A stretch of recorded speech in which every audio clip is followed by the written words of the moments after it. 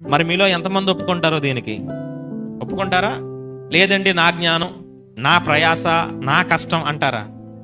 నిజమే, అలా అనుకుంటే కనుక దేవుని కృపను మనం చూడలేం. కానీ గుర్తుపెట్టుకోండి, పౌలు అంటాడు, నేను ఏమై ఉన్నానో అది దేవుని కృప వల్లనే అయి ఉన్నానండి. నిజమే, మనం ఏమై ఉన్నామో అది దేవుని కృప వల్లే. ఎందుకంటే నీ పట్ల దేవుడు జాలి పడకపోతే, నీ పట్ల దేవుడు దయ చూపించకపోతే, నీ పట్ల నీ కుటుంబం పట్ల దేవుడు కృప చూపించకపోతే అసలు ఈరోజు మన జీవితం, మన స్థితి ఇలా ఉండేది కాదు. చాలాసార్లు మనం అనుకుంటాం, నేను ఎంత జ్ఞానవంతుణ్ణి, నేను ఎంత కష్టపడ్డాను, నేను ఎంత ప్రయాసపడ్డాను, నేను ఎంత బాగా చదువుకున్నాను, నా వల్ల ఇదంతా అనుకుంటాం. కానీ గుర్తుపెట్టుకోండి, అసలు దేవుడు నీ పట్ల ఒక మంచి మనసు కలిగి, పలానా వ్యక్తి నాకు ఇష్టమైన వాడు, నేను అతన్ని దీవిస్తాను, అతని మీద కృప చూపిస్తాను, అతన్ని తప్పిస్తాను, అతన్ని రక్షిస్తాను అని నీ కొరకు దేవుడు మంచిగా అనుకోకపోతే అసలు ఈరోజు ఈ స్థితి మనకి వచ్చుండేది కాదు కదా.